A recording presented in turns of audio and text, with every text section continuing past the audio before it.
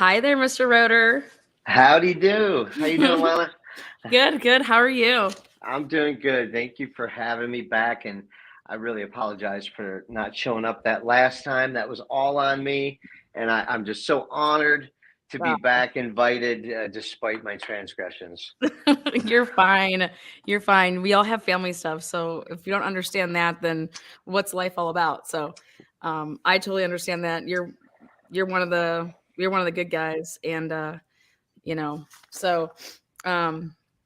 But I appreciate you having me back. I really do enjoy this, and I love listening to all the questions and trying to do whatever I can to shine some light. Been some interesting stories going on, right? I get my text from you yesterday, and you're like, "Oh my God, the jury's back," and I'm like, "Get out of here!" You're like, "There's a verdict in," and I was like, "Holy shit, you're right."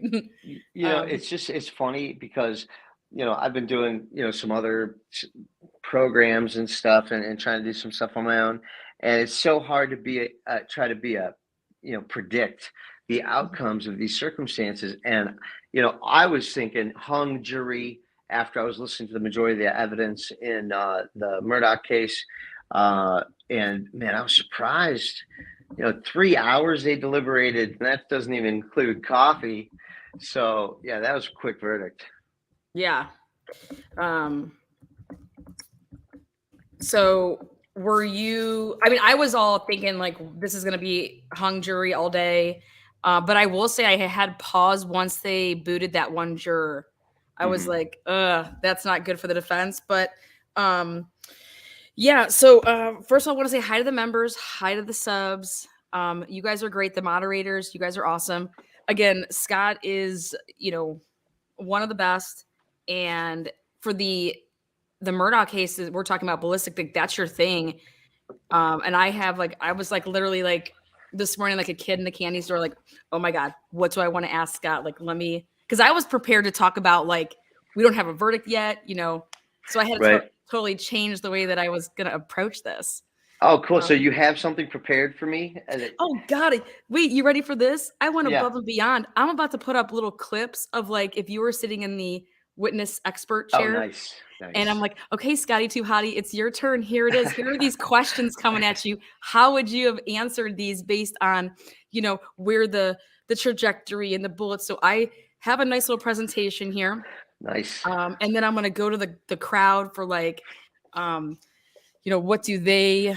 Yeah, sure. I mean, that case there was a lot of ballistics, a lot of firearms examination, a lot of testimony in that case regarding the guns. And I think some really interesting stuff there too that we can get into. So I'm ready for you. Yes. Okay. So with no further ado, I want to get right into this. Maybe if you can explain, you're a gun guy. There's the difference of the fact that there was two different weapons. Mm-hmm. And can you kind of explain just so the audience knows the difference between the two Sure. in terms of, okay. Sure. One was a shotgun, typically a double barrel shotgun, 20-aught buck, the kind of gun you use to shoot birds with. And it was stocked with bird shot too. And, I'm sure most people probably know this, but bird shot is a container that has about 20 different little tiny pellets in it made of metal. And that when you shoot it, it comes out like a spray. Because birds have kind of a internal radar mechanism where they can literally dodge a bullet. So you throw 20 bullets at them and you have a better chance of hitting them. And because they're a bird and their bones are very light, that will usually kill or incapacitate a bird. When you shoot that kind of a pellet shot on a person, that typically, depending on how far the muzzle of the gun is to the target, you may not definitely kill them. Except if the muzzle of the gun is extremely close to the target, then it doesn't even matter if you have any pellets in the gun, just the exhaust blast, the shock wave of the gunpowder exploding through the barrel is enough to kill you at close range, even without any real ammunition in there. And then there's another ammunition you can put in that gun, which is a slug, which is just a big piece of metal and that will take down, say, a deer, right? Yeah. Or a human. So you got buckshot, which is usually a solid, large round, and then you have birdshot, which is a 16 to 32 pellets, depending on the gauge and the size and what you're trying to shoot at. This looked like it was regular birdshot. So Pawpaw was shot with the shotgun. Okay, perfect. And then, go keep going. I'm sorry. Yeah, and he was shot with the shotgun twice. Once at the shoulder, which certainly would have knocked him off his feet, but did not kill him. And then another shot to the head at very close range, we believe, or they believe, or it is believed, I should say, which essentially pulverized his skull. And there was some testimony about the nature and the detail of all that as that came through. But as I came through this case, when I was watching it, boy, I tell you what, my Southern accent started getting real strong. Yes. There, la. You know what I mean? Wait, how about these words? How about the slang terms? I'm like, wait, what does that even mean? I'm love like, it. I'm over here Googling stuff. I'm like, I got to put this in my vocabulary. I know. I started recently using the term 100 to to the disgust of my daughter. She said, "You want to go?" Oh wait, I think I lost you there. Or it's my thing. Did you guys lose Scott there on the volume? Yeah, I think we lost him on the volume. He may have went out of range. Oh yeah, there you are. Yeah, I lost you there for a second. No, you're good. Yeah, sorry about that. I had a call coming through, and it kind of. You're so famous. You're so popular. I don't know about that. I mean, but no, listen, I'm not that far removed from West Virginia.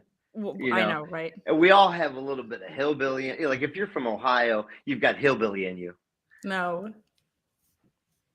Maybe you do, because you're what, Fairview Park? Well, west side of Cleveland. There is some. Listen, my family's not that far out of the coal mines. Yeah. We talked about that the one day. Yeah. No. So how about when I'm listening to when this trial first started, and he's talking about Pawpaw, I'm like, wait, I thought he shot his son, not his grandpa. Like, you know what I mean? Right. And I was like, what's going on over here? So it was. But I'm gonna go ahead and play a clip for you. Yeah, sure. And this is like, okay, hey, I'm calling in, you're going to see how this plays out with, let me add this to the screen. I think you're going to like this. Because I'm very curious of the defense's, there's two shooter theory and the way that their theory on how Pawpaw was shot. So I want you to hear this, and I want you to tell me what, when you listen to this and this guy's, here we go. I have it set up perfectly. It's a 3-minute clip because they demonstrate. So here you go. And I'm watching it on a 10-second delay, so I'm going to watch it in its entirety here. Smart Estates Exhibit 4, which is a camo Benelli Super Black Eagle 3 shotgun 12 gauge. We'll use this for the demonstration. So step down.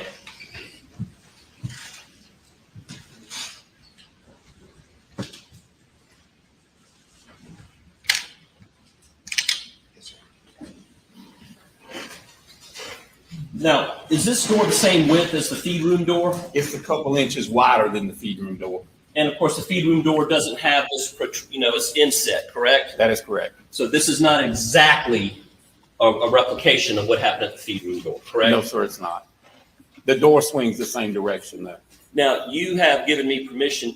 I'm very careful about muzzle velocity. Muzzle awareness. But you have given me permission to point this at you, correct? I have. Okay. You actually asked me to, correct? Yes, sir, I did. All right. So go in there and stand a couple of feet back. It doesn't have to be 5 feet. But you have since testified that Paul was 5 feet inside the feed room, correct? Can we demonstrate the first shot out here? I am. Believe they am. Right, stand back a little bit because you got to stumble toward me. Yes, sir. So I'm going to point like I'm pointing at you. Yes, sir. Paul is shot. Where's the shooter approximately outside the door? The breach face or the ejection port of the shotgun is just past the door frame. Okay, Paul has just been shot, Yes, sir. and in the defense's theory, you tell me what to do, and you act this out, and I'm gonna do what you tell me to do based on the defense's theory of the case. The defense agreed with the assessment that Paul stood there for a moment, bleeding down his injured left arm, and he slowly walked toward the door. Okay, and what does the shooter do? The shooter's coming in the door. And then what does the shooter do?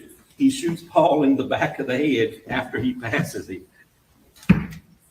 Okay, and then shoots Paul in the back of the head like this, and where does the blood spatter go? The blood spatter, the pellet defects, and one that I didn't know about that the expert collected was in the door frame at the top of the door. Now I understand this is a little different than. Okay, you there, Scott? Yeah, totally Okay. misleading, very misleading. This is a typical. Do you have a question? Do you want me to? Well, let me wait. For yeah, the so I question. would- It's so many comments, but I'll wait for you to ask me the question. Go Okay, ahead. so I was going to ask you that. Do you want to, so these would be my question. Number one, they bring, this is their witness. This is the prosecution's witness. So the defense had their guy on. He's going with this, like, this is their theory. They demonstrate it. They say that there's a 2-shooter theory. And then they talk about this. And then he basically gets on the stand here and he says that this is absolute ludicrous, basically. Yeah. So my question is that possible? Is the defense's version possible in your opinion? Well, it is possible, is my first answer to that question. But you cannot evaluate its possibility based on the prosecution's cooked up little presentation in the courtroom there, because you have different spatial relationships happening live during the actual shooting event versus what you have here. You have different heights of people, what happened in real life versus what these guys are acting out here. You don't have the ability to show a continuous flow of motion. So what they've done essentially with this kind of argument against a scientific evaluation is clumsily and in a misrepresenting way, I believe, try to discredit the experts on the defense. Now, it's a good tactic because they really minimized the reconstruction, because the jury really didn't have a whole lot to reference from the documents while they're doing this reconstruction. So, I wouldn't have. It was a good tactic by the prosecution, although I personally didn't think it was a fair tactic, and I would have forced them to do a reconstruction to scale, not some half-ass one in the doorway by the jury box. I think that was grandstanding. Yeah, so I was just going to ask you about that. Now, I have not watched every single minute of this trial. Me neither. Do you know? Because like you do 3D reenact. I mean, that's your thing. Like you do reenactments. Right. Yeah. So that would be something that you would present to the jury. Right. This is exactly why you put together forensic reconstructions of complex crime scenes, because this isn't just about bullet trajectory. This isn't just about cause of death. It's about the blood spatter, the biomechanics, the geometry, the consciousness of suffering a gunshot wound, and how the body would organically react to that situation, and what the shooter would organically do. Those are all things that you can evaluate in a controlled environment through a 3D reconstruction. And, that's why we do what we do, because, people learn through seeing. And I think it's more reliable to do it scientifically than what you just saw the prosecution do, which was very unscientific, but that's their right to attack science with kind of a shrug of the shoulders and, well, this looks weird, doesn't it? That's because you made it look weird because you didn't do it with fixed variables. So I guess Sorry, that was really nerdy, but no, that was awesome. Yeah. I just had an orgasm. Thank you. Right at my alley there, Scotty. Too high to keep talking. All right. Wow. You know, Best reaction I've ever had from a jury. I know, right?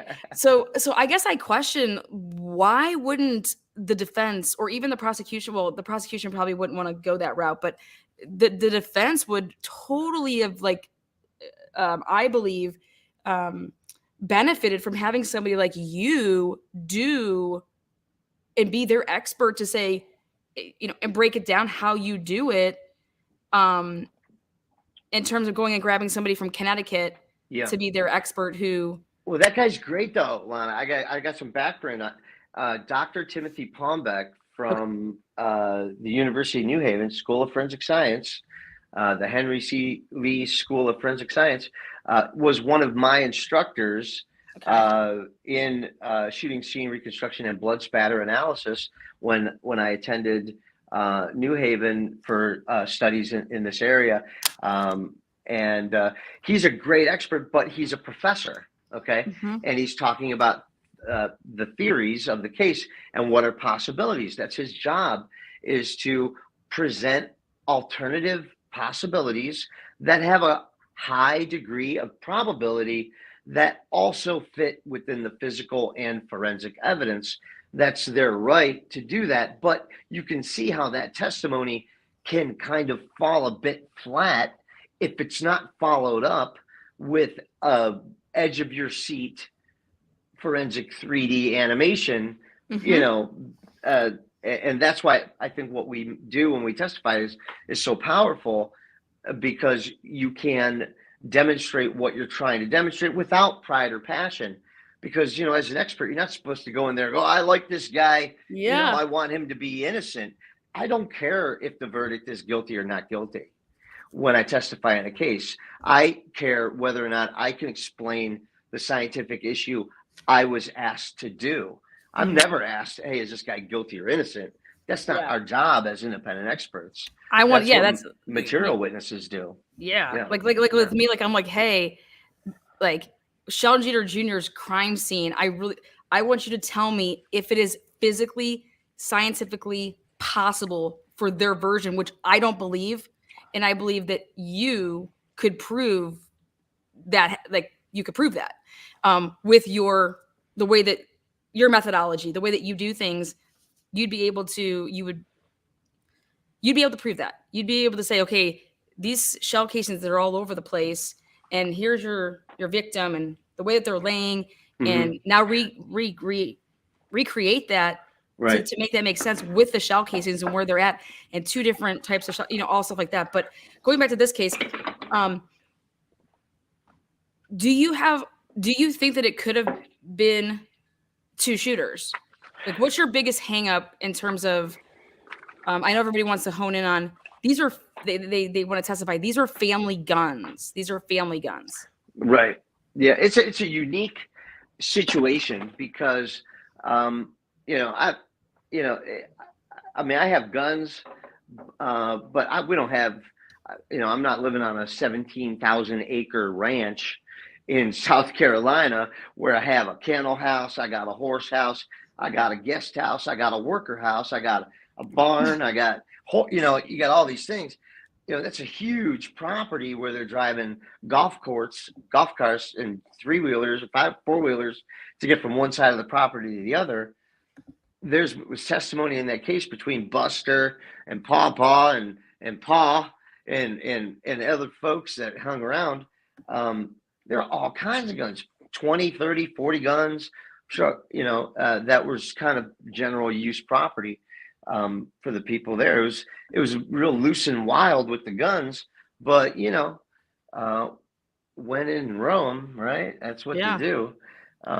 So it opened up the door for the possibility of another shooter. I think it's bizarre that Now, mind you, he was already found guilty, so I'm not pleading that this guy was not guilty. But Yeah. as far as problems that I have with the case, I don't like the motive. Yep, At all. that was my next question. Motive. Okay, good. Yeah, I don't like the motive at all. But from the physical and forensic evidence, it's likely.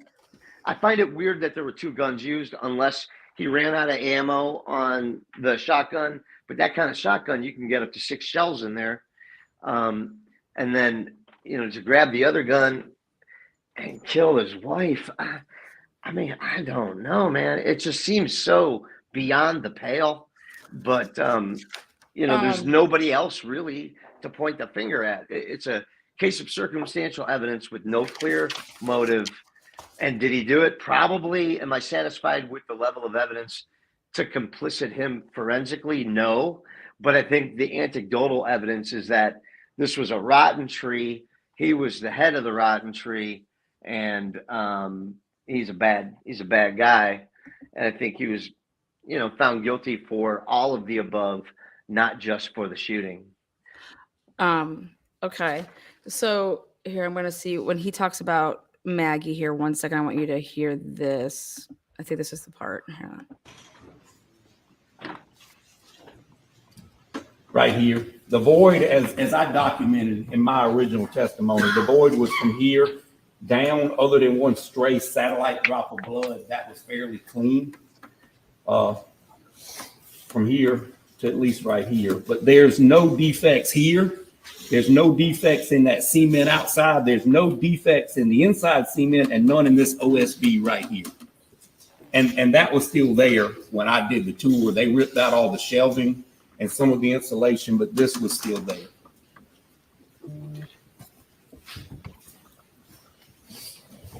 Dr. Kinsey, you may have covered this a little bit, but explain for the jury, if someone is shooting down, as we just demonstrated a moment ago here in the doorway, you're leaning out, the shooter is shooting down. How do pellets get embedded into the door frame up here? How is that possible? I think it's impossible myself. Physics don't work that way unless you're shooting into a trampoline or. Okay. Thoughts on that? Well, I want you to break that down for me, Scotty. Okay. Now, let me ask you a question now, boy. Now, where I come from, we call it cement. Cement. And you asked me how is a pellet going to bounce off of cement like a trampoline going to a door frame up here? Actually, the only way I apologize to all my Southern friends out there. I love the South, by the way. And I hope that that's not an overly. No, I think it's great. Terrible. I love cement. I love cement. Yeah, cement. But this whole like bouncing off, like it was a trampoline and going. Yeah.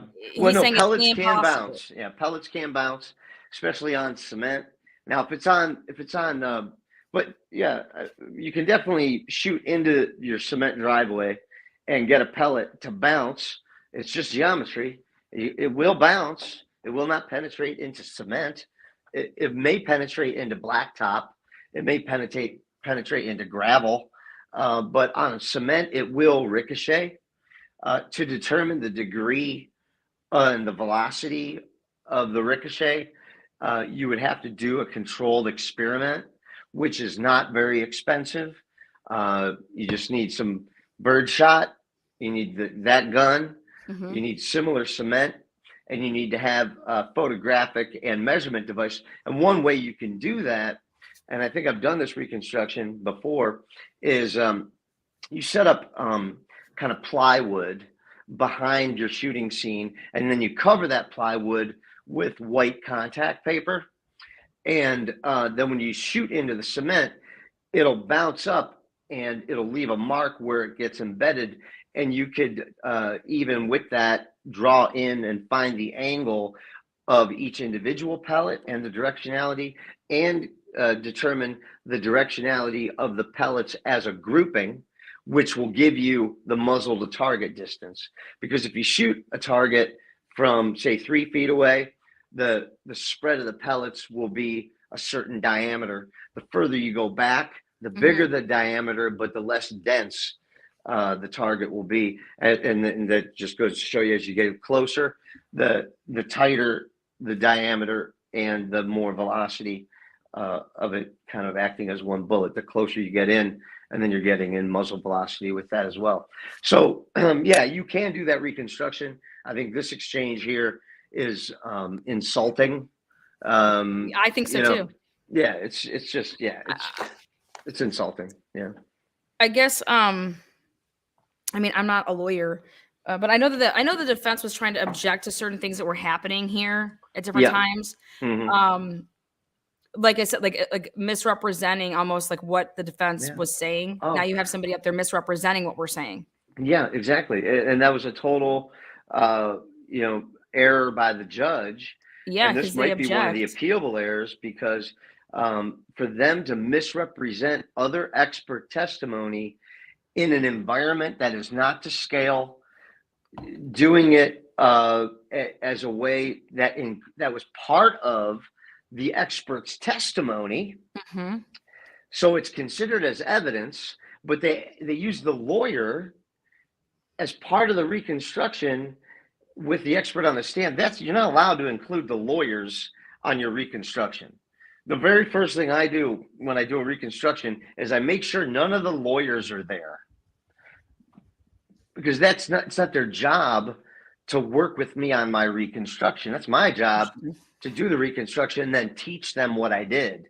But I don't use them as a participant or as a fellow scientist. Yeah, Or, boom, we're on target there, because I was watching this and I was like, how can he testify? And they tried to object twice, and the judge overruled. Yeah, and I that's think an appealable error. I think I think that's an appealable error as well. Yeah. And I think this is. I don't think we've seen the last of Alec. Yeah, but I tell you what, the defense should have put together an animation to support the expert's findings. Yeah. And then to close out this gentleman here with the C men, he goes on to then be okay. So he's their the other argument is that the defense never had a ballistics expert, and then he was up here talking. It was like to have a recall. He should have been able to do this line of questioning, stuff like that. But then they go one step further for me, and then they start talking about Maggie's the tire mark on her leg. And so he goes from being this expert on what I thought was ballistics. Now he's being an expert on tires. Right. It's a bit unrelated of a field. I mean, there is a little bit of crossover. Like, for example, I started off in this business as a younger person doing medical malpractice consulting, where we would create, surgical animations. And that gave me kind of a baseline in, understanding of biohuman mechanics and, human physiology and biology and causal relationships of mechanisms of death. Which certainly helps me in my reconstruction. For him to be a, gunshot expert and then have, be a tire expert, I think those are two different things. I think as a generalist, you can say that this tire matches this impression, but that's just as a generalist, not as a, as an expert tire track evaluator. I want you to just to see this part of it, just because I could never imagine like you doing this part in your here. Check this out. And not anything else. That is a concrete impression. That is my opinion. All right. Now I see you have a number of arrows here that have different colors, and so I'd like Here, or you can make your own opinion. All right. Very quickly, is it your expert opinion that this mark on the back of Maggie's leg is? He said you can make your own opinion. Now wait, hold back. Is it your? Wait, back that opinion? up again. Back that up again. I want to hear that again. Hold on. It's priceless. Here you go. Conclusion, but I wanted to put it right next to mine, so I'm being straight here, or you can make your own opinion. All right. Very quickly, is it your expert opinion that this mark on the back of Maggie's leg is a tire impression and not anything else? That is a concrete impression. That is my opinion. All right. Now I see you have. But is that your expert opinion? Wait, what? Yeah, he's real prickly, ain't he? Oh God, Creighton. Yeah. Oh, whew. He's a prickly pear. He is. I mean, you would have thought that Alec had sex with his wife or something. Like this was so personal to him, like that he took his millions. You know what I mean? Mhm. And maybe he takes it so personally because it's like, dude, I'm a lawyer, you're a lawyer, you just disgraced us all, type of thing. Which I could kind of get behind a little bit of that. Yeah. But I just felt that this was like you would have thought that he was a victim. Yeah, I mean, I don't really like the demeanor of this guy. But you have to understand when you're in. I don't know if I want to tell this story. You don't have to. I mean, but it's a good story though. You can tell it. Okay, so you can get wrapped up in. You didn't have to push me too hard. You can get wrapped up in the drama inside the courtroom, even if you're an expert witness. And there was a case recently. I was up on the stand in San Jose, California, and I testified. And I knew that they were just the family of the opposing counsel defendants were just shooting me daggers, in between things. It was a real hostile environment, giving me glares as I walked out of the courtroom, and it was a shooting case, and so I get done testifying, and I know I had testified pretty good, and kind of won the day and whatnot. It was pretty apparent that I love it. well, because on cross-examination, the lawyer for the police had a photograph on an easel next to me, and he gave me a marker, and he said, "I want you to mark just on this," and he picked a photograph that had no scale to it. So I ended up, well, if you want me to answer your question, I took an exhibit off the stand, and there was a flip book paper behind it. So I just started sketching my own sketch to answer the question appropriately. And he came up and he grabbed the marker out of my hand. "That'll be enough out of you." He did not want me free sketching my idea on the exhibit board. And he was like, yeah, no. Yeah, but anyway, it was kind of an interesting moment in the testimony. And then they're like, "No more questions." And that's why I left. And the family of the cops, they're just so angry at me. Glared you down. Yeah, they glared me down, and I just, Glared you down. there was a little look. There was a little look exchanged between us all as I departed the courtroom. So you can get wrapped up in the competitiveness of it, is what I'm trying to say, because you never want a lawyer to hand you your lunch while you're on the stand. And I'm not very shy. I don't back down very much. But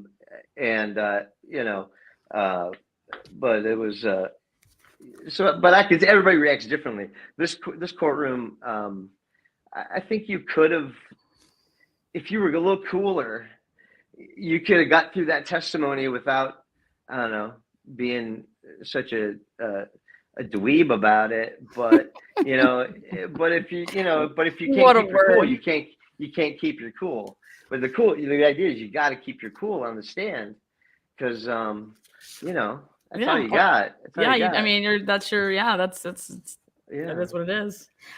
Question for you on the verdict. Have you ever seen anything like it as far as the quickness? For me, it reminds me of OJ. I mean, 9 months of a trial, and then what 3 or 4 hour deliberation, something like that? Yeah. This was quick. I mean, this was a super fast one.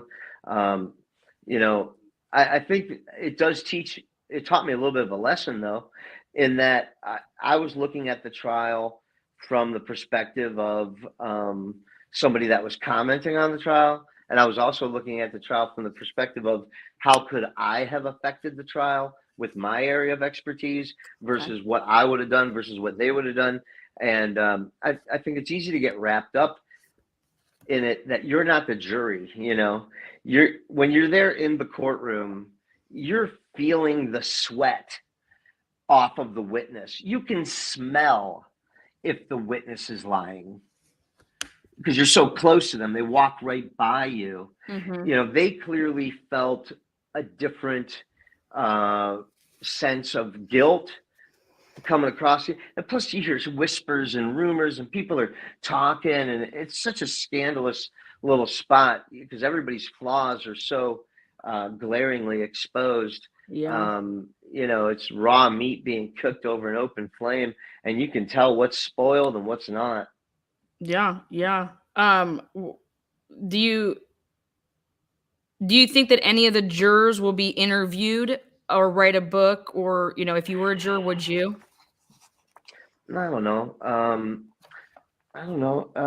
I think really what perspective could they have in writing a book? Like, yeah, They we wouldn't all even wanna pretty take much thought he note. was guilty.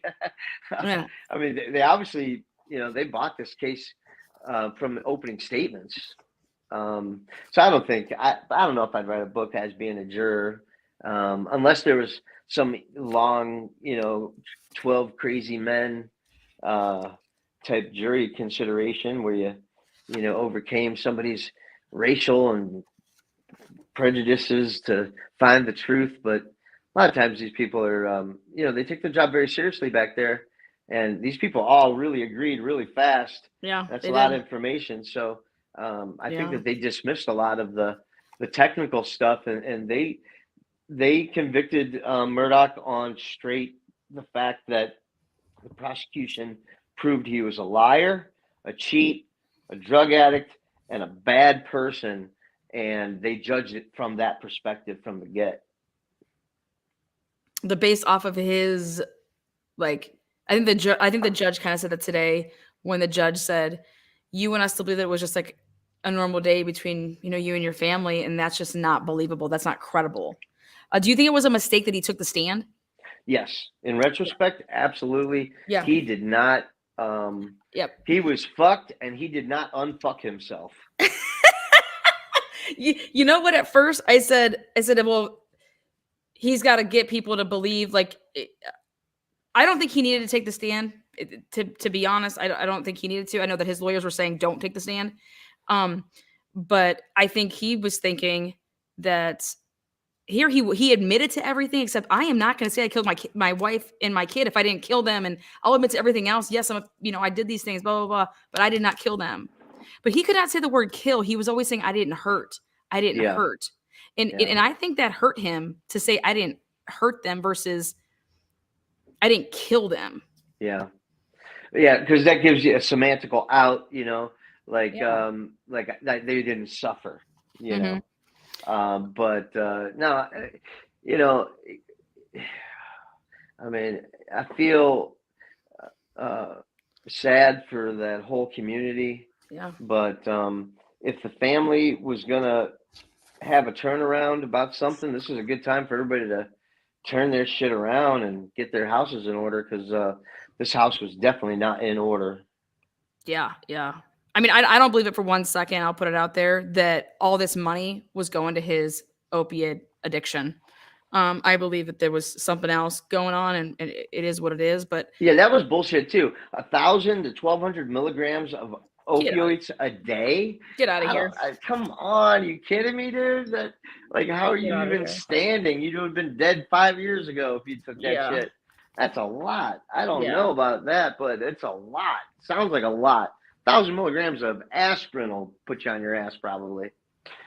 Yeah. I mean, so do you think that the damage to Paul's head is consistent with the barrel of shotgun being in contact with his head when fired? Well, I didn't get to see the photographs of Yeah. his head after the shot, but I can tell you from personal experimentation with shotguns at various distances, shooting into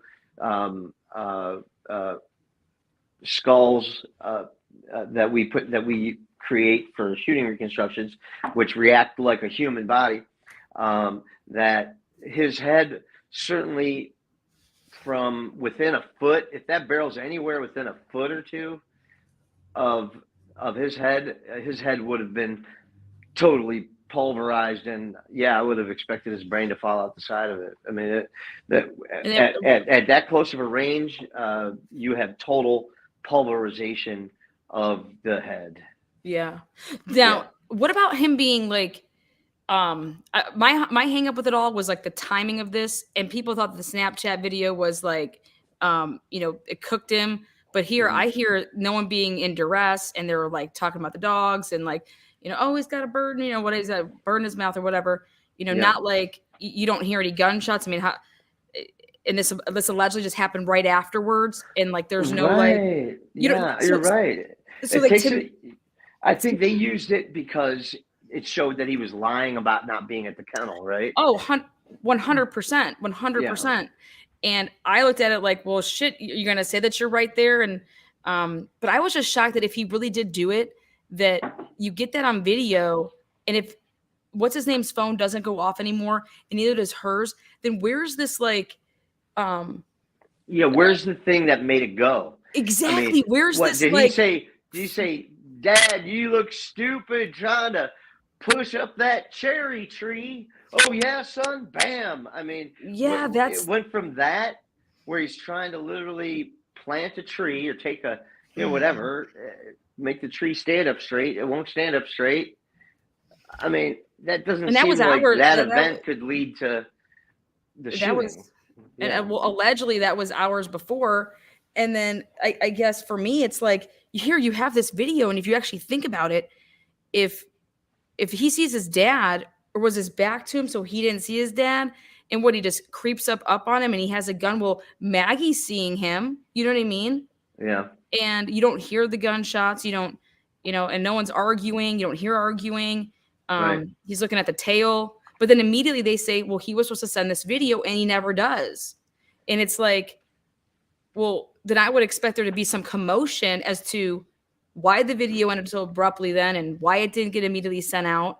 And that's just not there for me. And I Right. just think that I just, that would be my hang up in the jury room to say, as much as the Snapchat video proves that he lied, well, he's a fucking liar. Okay. Right. He's a liar. Like, he's going to lie. He's not going to say that he was down where that happened, because it's going to, so for me, then how bloody would he be, Scott? He shot people at point blank range with freaking. Yeah. Oh He's yeah. He gone. would have blood on him. And see, that's the other thing that Dr. Palmbeck testified to.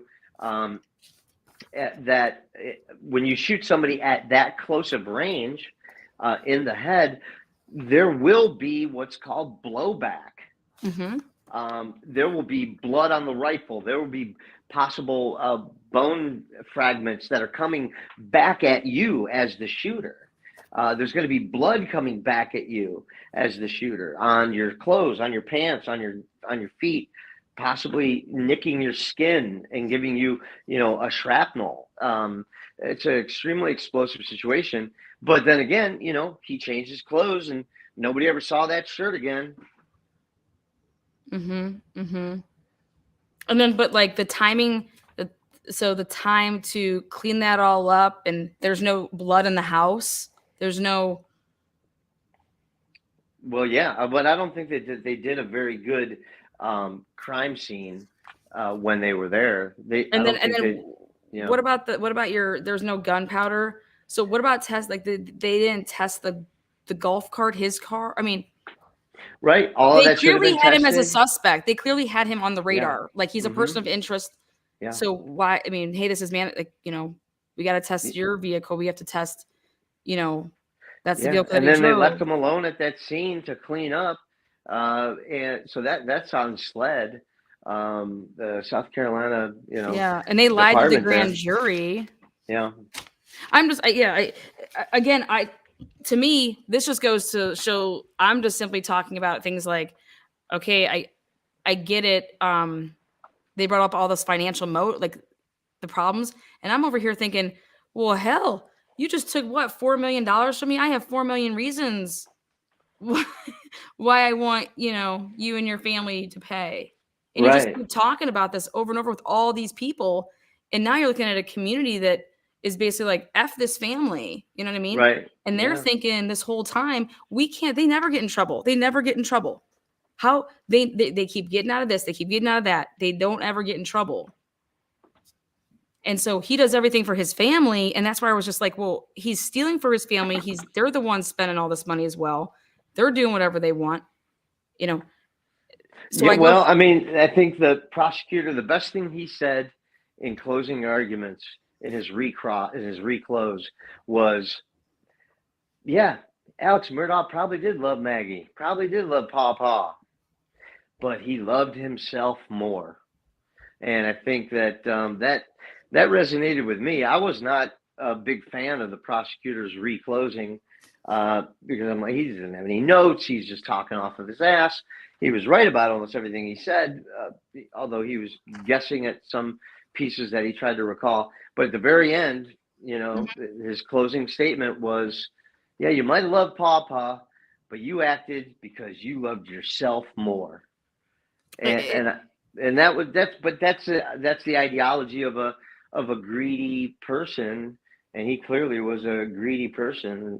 I think that hung on him pretty well. how could they not find the murder weapons? They have his every movement. He only went from that house to his parent, his parents and back. And you're telling me that, where do you think this just flew off to? Like, you couldn't find this murder weapon, these two murder weapons. Yeah, but did you have a tracker on Buster? Well, I'm simply saying that you would think that this should be you're roping all this off. You're supposed to be doing an investigation, and the guy didn't go anywhere. The guy is here and there. That's it. You search that property, both properties, until you find it. Right. Because you have him on OnStar. You have him. He didn't go anywhere else. So where did this go? Where did these two weapons go? Well, I mean, when you own 17,000 acres, some pretty good hiding spots, I bet. I just, that just kind of blows my mind. Like, when you want to just talk about, like, this just has to do with him. But I don't care. Yeah, he's guilty. He's a piece of shit. I've already said that so many times, that he's a piece of shit. I'm talking about proving cases. I'm talking about people doing their job, because when people are actually innocent and this type of stuff happens, innocent people go to prison then. Well, I think you're right. That's my issue. Part. No, I agree with you 100%. You're exactly right. In this particular case, the mistakes made by law enforcement, and there were several, they weren't fatal on this case because they had such a good case on the rest of it. But should that have been admissible? That's right. You know what I mean? Like, well, you can't make the whole scene inadmissible. No, I'm talking about his financial stuff. That's where I think, like, none of that should have come in. Well, yeah, that's a good point there, but that's what lawyers do, right? So I guess the prosecution is like, well, this gives you an idea of what's going on in his life right now, and we think it's relevant because they're tying it to motive, when all they're really trying to do is get the jury to understand that this guy's a big fat cheater and a liar, and prejudice the jury would be the perspective of the defense lawyers. But that's, again, an issue for the judge to decide, and it would most likely be an issue for an appellate court to decide if that allowance of that evidence disparaged unfairly him against the jury. But I'm not a lawyer, you know. So, me neither. I think that they made a big mistake when the line of questioning, that's what the whole ruling was on, that, okay, now this is going to be admissible. So they kind of messed that up. Yeah. I will tell you, how you said it, what did it for you? What did it for me in terms of how I could get on board, is like, okay, if it's not him, who else, type of thing. Because I do think there's other people that had motive to kill him and his family. What's worse than, I'm not going to kill you. I'm going to make you suffer by killing your family and framing you, type of thing. Or even if you don't get blamed for it, I just still took out your family because, you can't even pay this debt, but whatever, that's here nor there. But I think the thing for me was this whole, that they didn't have defensive wounds. Okay. Well, what type of defensive wounds are you going to have when someone shoots you?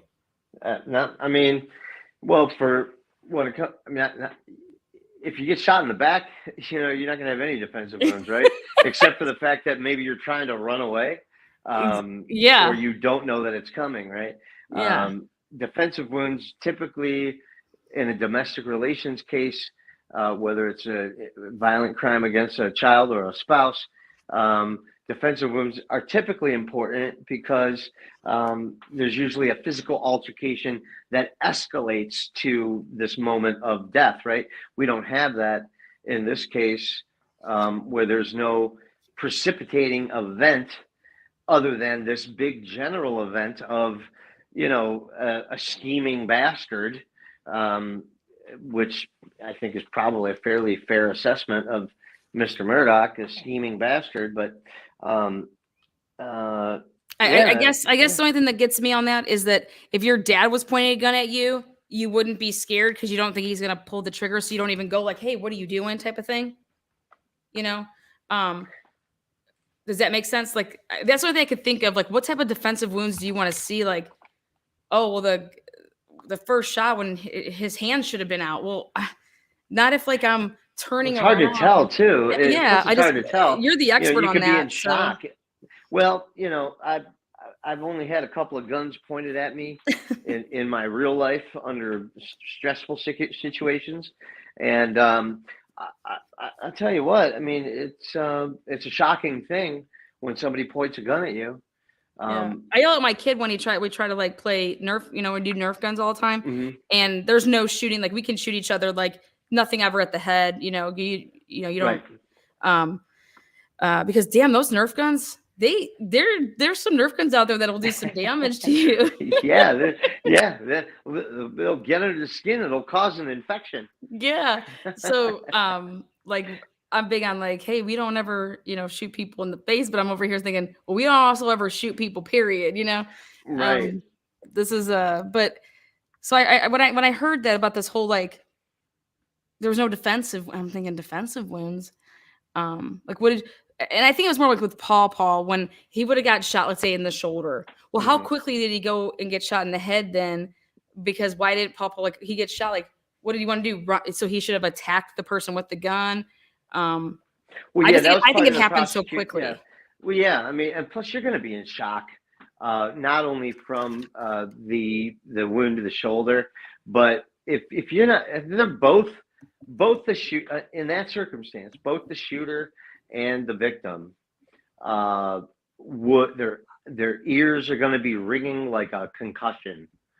Even the shooter, when you shoot a shotgun without ear protection, I mean, it is, you have like a mini concussion, lasts for a couple seconds, and it's very alarming. It's very disconcerting. You lose your balance and you basically just freeze. Mm-hmm. So I would have expected him to shoot him one time. He probably is surprised that he didn't shoot him in the head, because there was movement, unexpected movement, but then they're both in shock, one more than the other. And then the second shot comes with another pull of the trigger without any manipulation of the gun. You can just pull the trigger twice and shoot 2 shells without having to eject the shell casing to load the next round. It's a double loaded shotgun. So you can shoot, and then you could eject the shell casings at that time, or slide the new shells into position for 2 more shots. So I think it would take a second, maybe 3-4 seconds to do both of those shots, and then another 5 to 10 seconds to pick up the next gun and acquire the next target. But I think that shows, I think, possibly him still being somewhat disoriented and concussed from the 2 shotgun blasts on his son. And then that would demonstrate why he was so inaccurate on the shots with the rifle. And it took an extra shot, or, extra shots to kill her. Probably because she was also like running away. Like, she was running. Yeah. She was running towards, and then she saw him, and then so she turned around and was running away. And then he ran over her leg with the golf cart. With the golf cart, but they never thought that But then the crazy part is, for me, is that then you never thought the golf cart had anything to do with this. And then they're saying he was driving around on the golf cart and could have been, used, like, that's what gave it a different, like, the angle. You know what I mean? Yeah, But that right. never got brought up until literally like web sleuths were talking about it once the trial hit, because we didn't know anything about like what the case is. You're telling me you've had this case for how long, and you're not talking about I would be talking to you all day, but here, Scott, these are the trajectories on everything. Like, here's the autopsy. Right. How is this Oh possible? yeah, I would have done that on a golf cart. We could, yeah, absolutely. Yeah. I mean, you could have done that and really painted a perfect picture, and this trial wouldn't have had to take, 6 weeks. You could have had put your case on in a week, just based on the forensic evidence. But that is dependent upon the initial investigation being very thorough and comprehensive, which it really wasn't. So, these people more went toward well, let's talk about what kind of a guy we got here. And we got a they shit went bag. more in that, yeah, went more in that direction than on the scientific side. I think you could have won the case on the evidence if it would have been collected appropriately. At the time, you could have got gunshot residue on the golf cart. You could have followed the tracks of the golf cart potentially to see where it went prior to the shooting. You could have, done a whole host of things from a trajectory reconstruction standpoint to factor that stuff in to really paint a picture for the jury. But, I guess you can't argue with their strategy. They won. Yeah. I mean, so I'm going to look at chat here, and you guys have any last questions before we're going to switch gears to Brian Kohberger.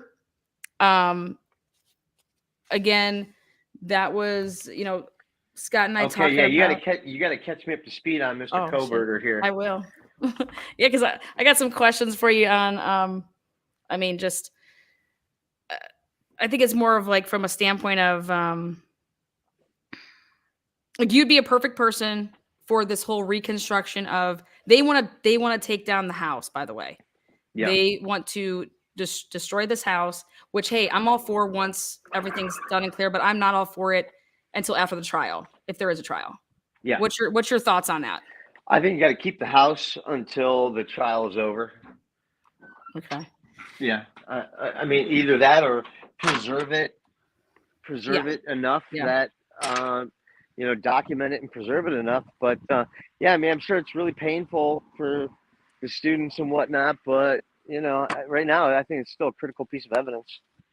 Yeah, I think for me, Scott, the big thing is they had this whole crime happening between 3 and 4, and then all of a sudden, when the PCA comes out, now this happened between 4 and 4:25, and there could be possibly something about along the lines of a thud, a scream that people heard. I think that also for me in this, I would want to be, if I was a juror member, I want to be in that house and I want to hear, if I'm in Dylan's room, how would I possibly see somebody coming at me, to be in that home, to see to be able to hear how loud things are, to be able to hear somebody go up the stairs, then come back down the stairs. She comes out of her room 3 different times. And out of these 3 different times she comes out of her room in this small period of time, she doesn't see Xana. She doesn't see Ethan. She says she hears crying. She doesn't know if she hears crying. She thought she heard a dog playing with Kaylee. I mean, there's all these things. And then last thing that she says is that she saw somebody in all black clad with bushy eyebrows. Again, that's subjective. What I think a bush is, you may not, Right. Yeah. So it all depends. Are we in the 70s? Or? I know, right? So I guess for me, the number one thing is they found Brian Kohberger's car on November 29th, and they never questioned him, but yet their big thing was that they wanted to talk to the person that was the driver or could have been a driver in this vehicle. So do you think that the prosecution is going to have to explain why you would have questioned other people, like, the guy down the street, he has a white Elantra. So, we called him and said, hey, where were you that night? Blah, blah, blah. If you didn't do this with Brian Kohberger, but you did this with other people, aren't you going to have to explain, well, why didn't you call him when you came across this car, like you said? And yeah, right. No, good point. I mean, those would be questions for hold on. Apologize. No, you're fine. Cough right into the phone. Those would be questions, I think, for cross-examination. Those are great attorney questions. For Brian's defense, it would be to question, did they really exhaust all aspects of this investigation, or did they somehow skip a bunch of steps and went right to Brian Kohberger? Did they just get lucky? I don't know. They certainly had, a million people working on the case at the same time. So They didn't get lucky. Somebody coughed up a name, but and Yeah, then they said maybe. make it fit. Do you think that this is a question out here? I think it's a great question because I think that you're a perfect person to answer it. I would like to know Scott's opinion on the probability of zero blood being outside of the back of the house by the slider after repeatedly stabbing and gouging out 4 people.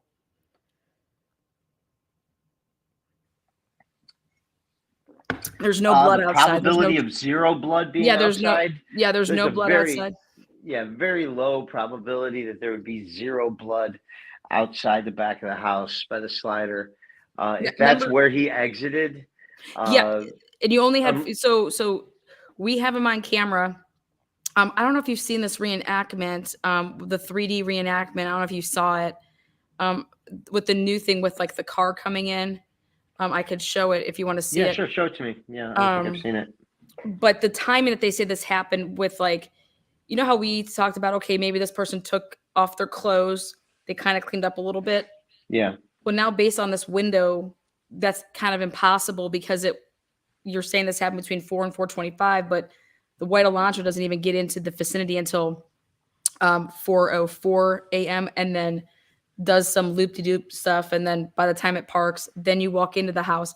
Now you're looking at like a 9 to 13 minute window to stab 4 people, which 2, I believe, were sleeping, but 2 were awake.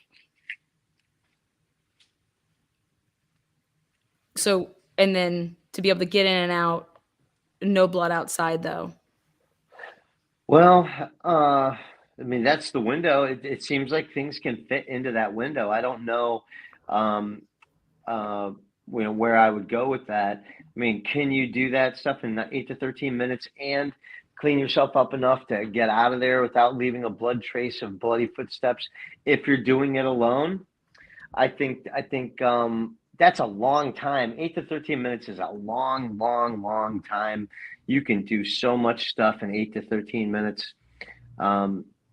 I think that's not problematic for the prosecution, but to me, if I'm thinking about, but it just has to be within that time frame, though.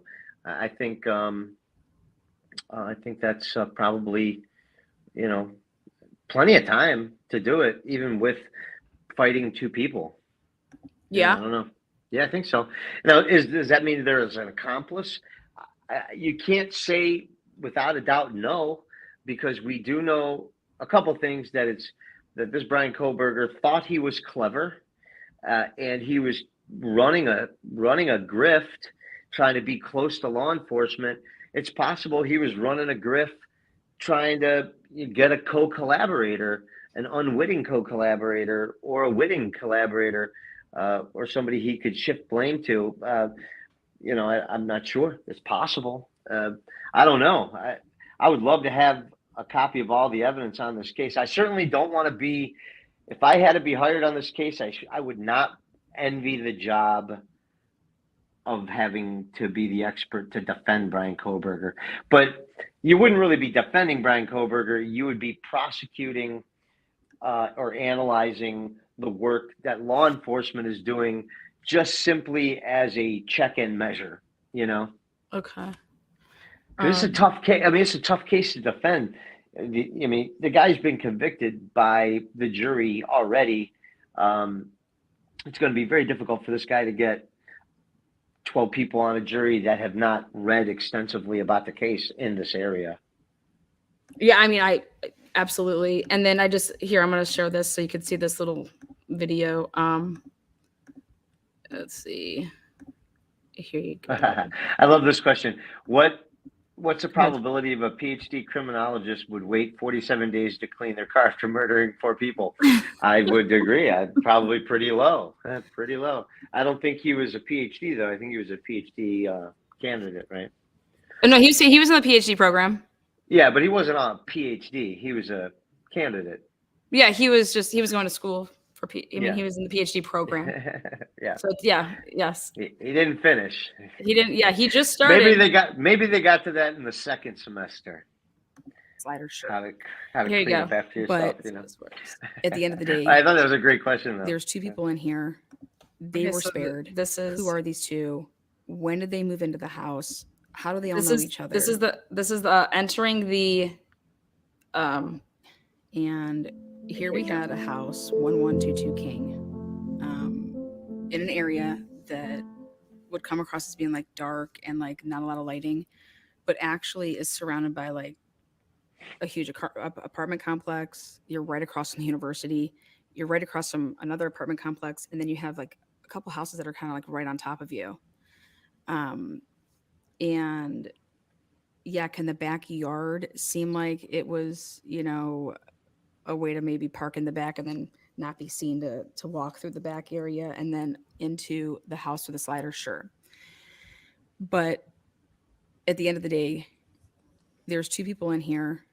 They were. So this is what they say that the car does. It comes past the house right here at like 404. Mhm. Goes up. Who are these 2? When did they move into the house? How do they all know each other? Then it comes back. That's where after this process down. But none of this part can be seen on a camera allegedly, by the way. And so that's Yeah. where I went with it. I wanted This to know part now everything right about there does. Like something catches it there, allegedly. Mhm. 2 survivors. And that it does this. It attempts first to we have park. Bethany. Bethany's from and then it continues on past the house. And then it does this 3-point turn right here like this. Mhm. And then, mind you, this is all being caught on camera. And then again, passes the house. And then you don't see the car then again until 4:20 when it's pulling away at a high rate of speed. So it's 4:04 that it's initially seen on a camera that's right next to the house, doing that like drive past. So you have 4:04 that it's driving past, and then it's at 4:20 that it's physically leaving. So you have only that window of to actually like, but you're still doing like that. You're still driving, like it goes past, it tries to park in the front or allegedly. Then it does the, and all of this, like who in their right mind is doing this and then thinking that you're going to get away with, you know, murder, number one, but 4 murders. I believe that there were lights on in that house because it was always like lit up in weird ways, even if it was like LED lights, whatever, in people's rooms. But that you have all these cameras and they just see this white Elantra at all these places, but they never see a person getting in. They never see a person getting out. They don't see multiple people. And I'm like, well, white Elantras don't kill people. So like, why don't we have any? You're telling me all the driving that this guy was doing around from 329 until 40, let's say 7 or 8 when he gets out of the car. There's no cameras that catch him out of this vehicle. And then, but that all has to do with timing and. Yeah. Well, I mean, that to me, that says a couple things, right? I mean, one, he was either, making sure the coast was clear, right? Driving up and down to see who else was up, who else was awake, who else could possibly see, or it could indicate that, somebody dropped him off and was waiting for him. I think it's both of those possibilities, although there's no evidence right now of a co-collaborator or a driver. But I guess it's still possible, right? Yeah. And then here I have the search warrants were finally released as far as unsealed. So the items that were taken Okay. from the car. Here you go. These are the items from the vehicle. Let's see. Swabs. I actually want to pull it up so you can read this because it's some of these things I find funny, but Oh, Stacy Good Vibe says she thinks that it might have been the DoorDash driver, not the other guy. yeah, it'll be interesting. Yeah, It definitely will be that's a interesting good- about that's a good that. observation. Yeah. Yeah, Um, because maybe who knows? Maybe the DoorDash driver. I mean, do we know what kind of car he drove? nope, they haven't released that. What if that was a white Hyundai too? Oh yeah, I mean, But this everybody. is not a good commercial for Hyundai. Yeah, everybody drives those though. I feel like everybody, Yeah. Here you go. This is his. So when he was like taken in his parents' house, this was finally released, and it's like, 4 pages worth. Just a knife, number one. A book. You have Glocks with no ammo though anywhere. You have magazines. They're empty. Mm-hmm. They take no ammo in. They take a Glock. They take a Smith and I can make this a little bigger. Smith & Wesson. Yeah, like a pocket knife. But here on the first knife, they don't give like a brand name or anything of what type of knife. They take one cell phone right there, number 13. They don't say what type of cell phone it is. They have 2 laptops that are actually working laptops, 2 that are damaged. Bunch of clothing. So it was a lot of stuff came from his parents' home versus coming from that apartment. There's been talks that he was fired from the university based on his conduct with females. That is alleged. There's again, I don't.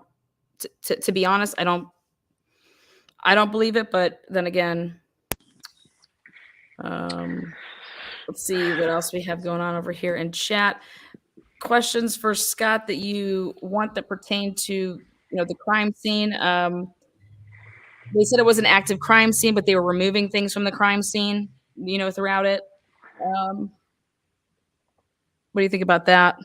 Well, I mean, on an active crime scene, you're gonna package up and remove things for sure. Well, like people's belongings. belongings. They were packaging them up to give them to put in a U-Haul. I think that's fair to do. Yeah. Mm-hmm. I think that's fair. Okay. As long as somebody's there to monitor it to make sure that it's not, something involved with That's the what crime. I've been saying. Yeah, but I think that they would probably would release that to the people to get their stuff out. Well, as long as it's not has a piece of physical evidence on it. I mean, I would not expect them to release out, bed sheets or anything related to where there was some kind of piece of evidence on it. I think that's, possession of the state prosecution now. Mm-hmm.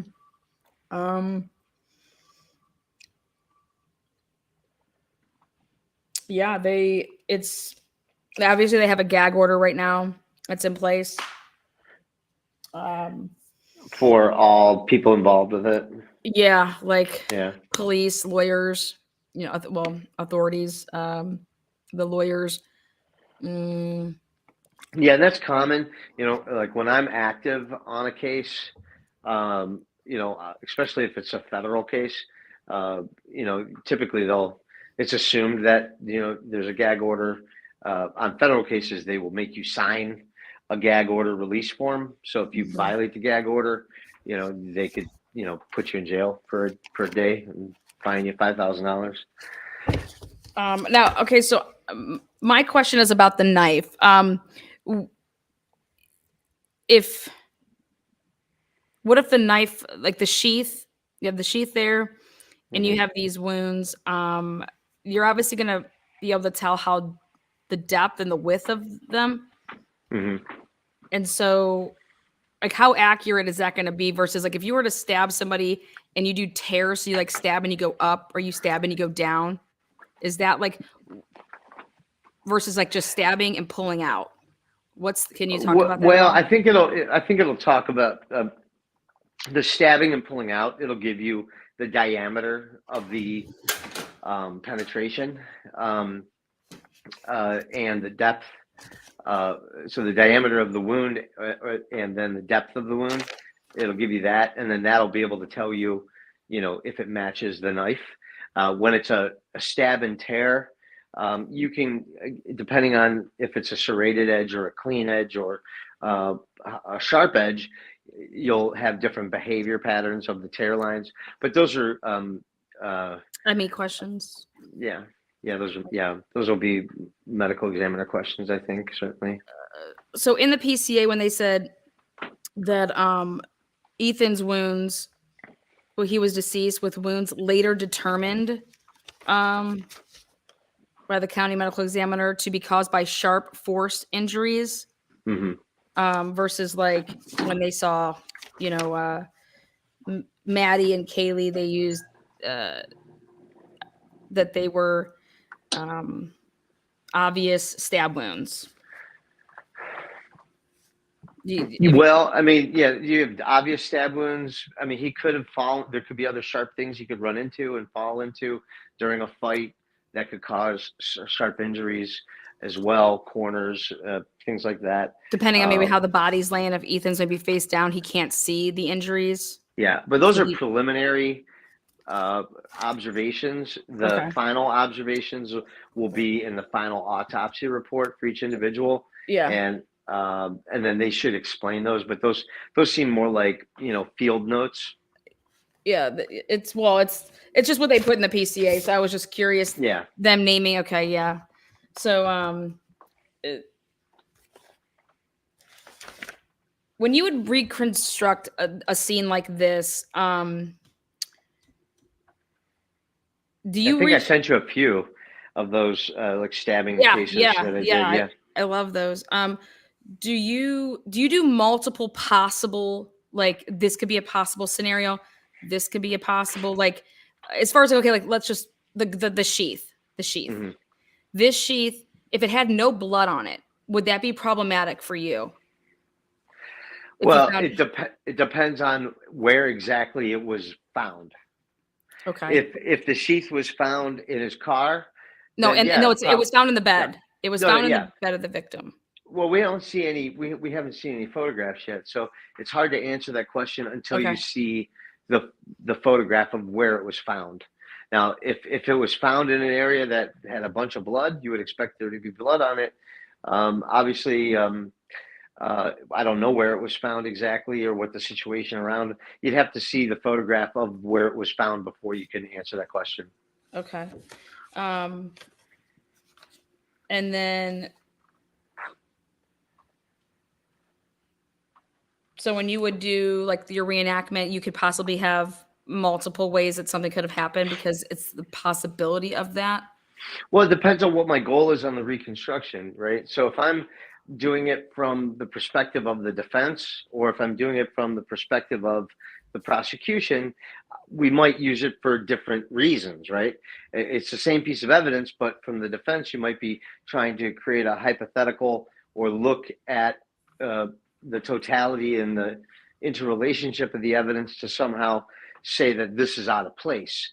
Whereas if I'm at the prosecution, I'm just trying to link the sheath to the knife for possession purposes. Whereas somebody else might be trying to use the sheath and the knife and the lack of blood on it for authentication that it might not even be from that. It might be a different knife. Or any knife could fit in here, or, you know, that kind of a thing. I guess it just depends on what you're trying to make the sheath of the knife mean in the courtroom versus not. I think from the police department standpoint, they have the sheath that matches a knife that's consistent with the wounds, and it's got his DNA on it.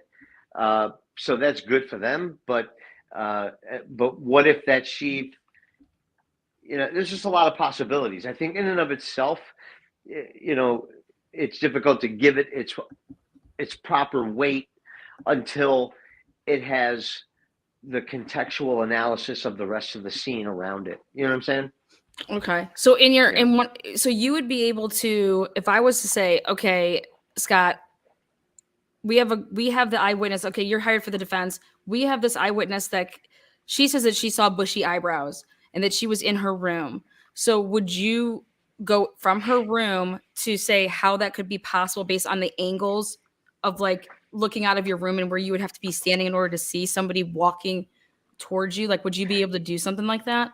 Oh, sure. Absolutely. If you have access to the house, you can do that simply with photography if you still have the house. If you don't have the house, but you have documentation of the house, you can do that, through an animation.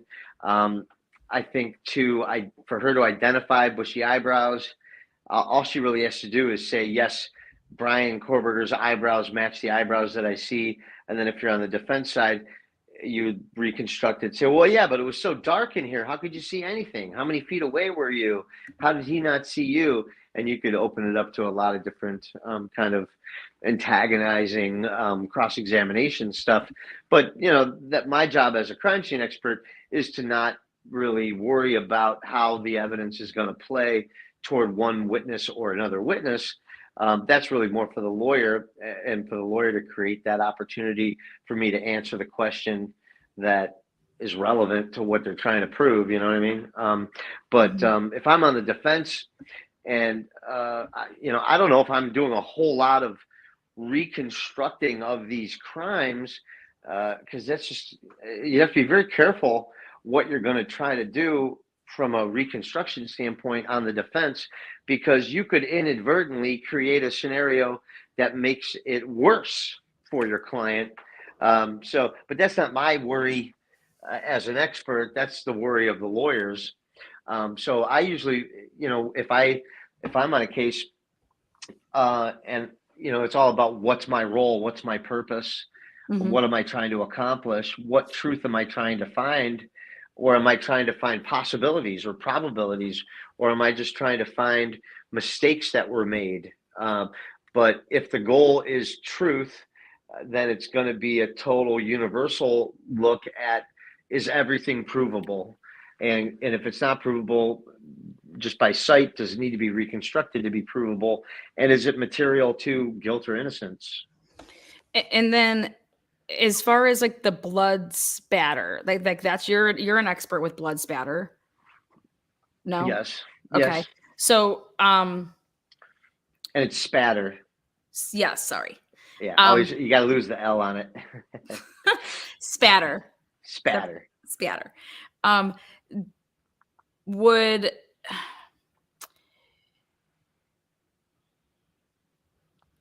how do I want to say this? If two people are sleeping in the same bed, what would you look at to determine who was attacked first? Well, or besides, like, if there was blood transfer based on like the knife and the wound? I guess that's a hard answer. That's a hard question to answer. I'd have to see the scene first to see how the bodies are positioned, but there's certain indications that you can make to see who was the more recent of the two that were killed, but without seeing the exact formation of how the bodies were laying and how complex the scene is, it's hard to just come up with a hypothetical of what I don't know what it looks like. But once you know what it looks like, you'll see. But blood spatter does spat. I just said it splatter now, but does blood spatter give you an indication on who was killed first? It could, depending on whose blood and what the pattern of the blood is. You have gravity droplets, you have cast off blood, you have pooling of blood, you have other complex impressional blood stains as well.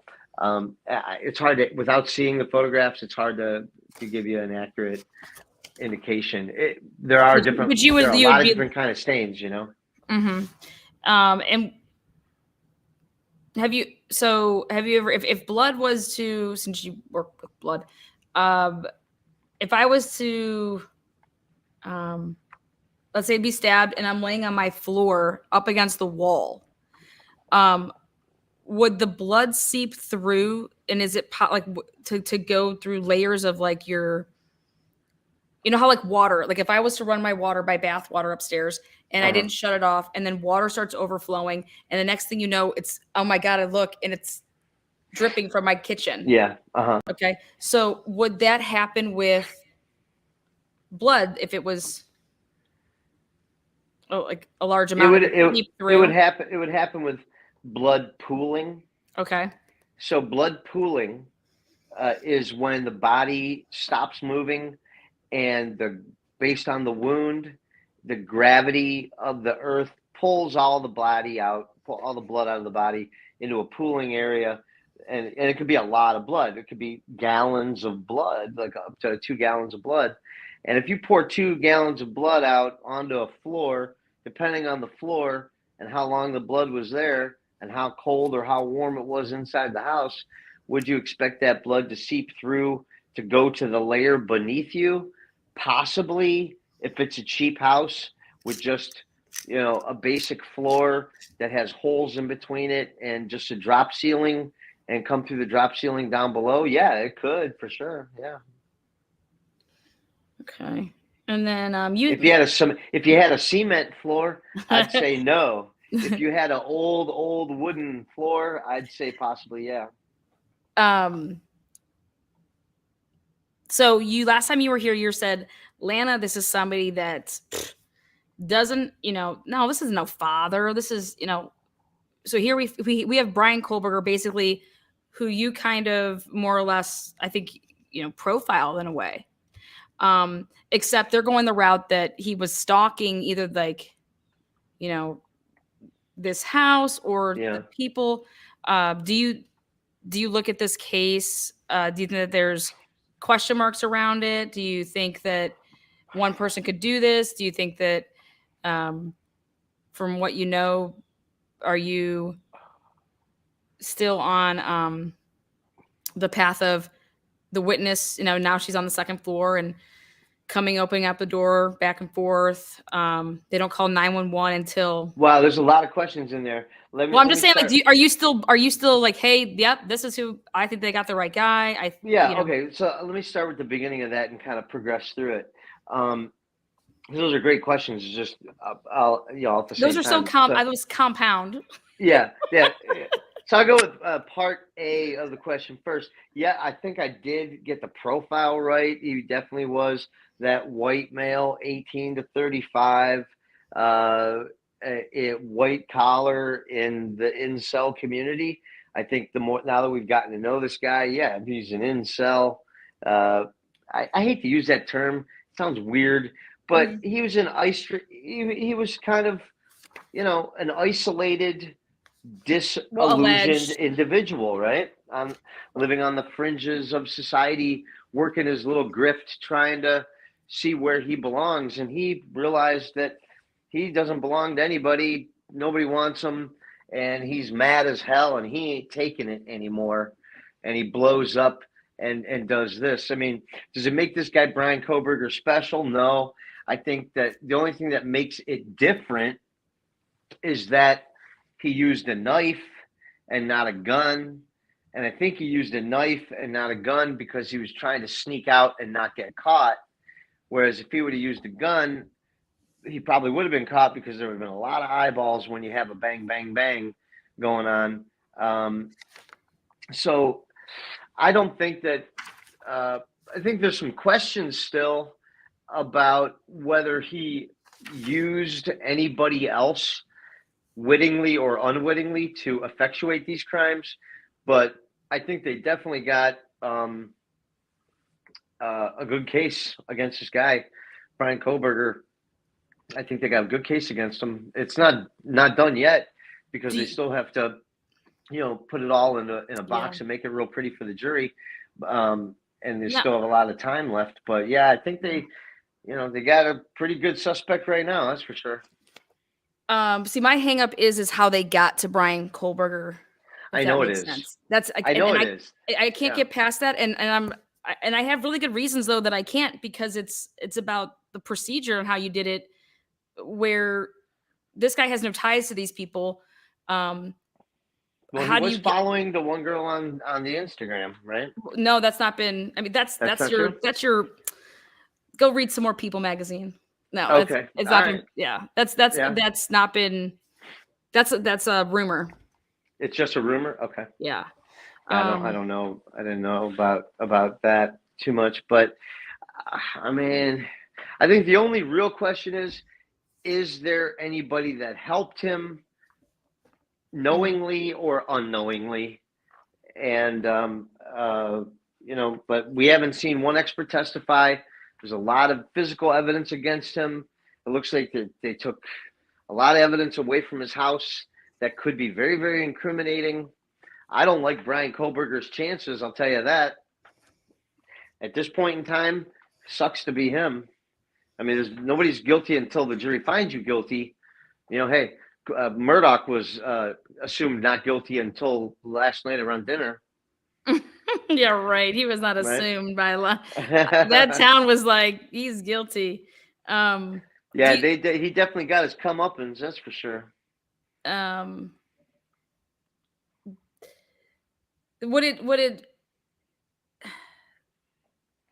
Did they come to Kohberger by DNA on the sheath? Yeah, I think that's how they did come to him, right? Because they got the garbage from his parents' house, matched his dad's DNA to the sheath. But I'm fine with all that. But still, how do you get to Brian Kohberger? You have 10. Here you go, Scott. Here's 10,000. This is my issue. They knew that they were looking for a white Elantra. They call up and they say, okay, we're finally going to tell the authorities in other areas to start looking for this white Elantra. So they put this out on November 25th, but they don't give the authorities what year they're looking for. They just say white Elantra. Yeah. Then, so on November 25th, then on November 29th, two different dudes within a 20-minute period find the same vehicle in the lot of where he goes to school there at WSU. They then turn it over to Payne. Now, why wouldn't you, if this is just any, you know how many tips were coming in about actually tips weren't coming in yet. I take that back because we weren't told, the public were not told about a white Elantra, so only authorities were. So you have this, why wouldn't Officer Payne, okay, you're going to see who this guy is. Oh, he's a PhD, he's a criminology student, okay. Well, why wouldn't you call him up and be like, go to his office hours and say, hey, we were searching and we pulled your ticket. You have a white Elantra. You park it here. We're looking for white Elantras. Where were you on November 13th and 12th? Well, how do we know he didn't? How do we know they didn't? Oh, that's right. We don't know. But then how about this?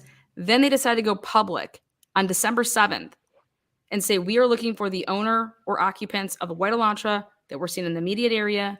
And this was on December 7th. This would have been 8 days after having Brian Kohberger, his vehicle, him, knowing about him, and the woman comes out and this is what she says. I mean, I grant the police can lie and all this stuff, but it goes from having 3,000 tips to having now 10,000 overnight within a week period, tripling what they had before. So you're flooding the tip gates and you have the guy in the car and you're not questioning him. Well, that's a good question. Why didn't they catch him sooner?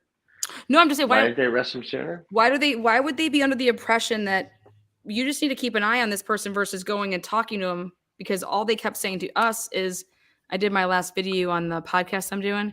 Mm-hmm. And the last part I'll just play for what the police come out and say. They're like, we know that the car was in the immediate area there.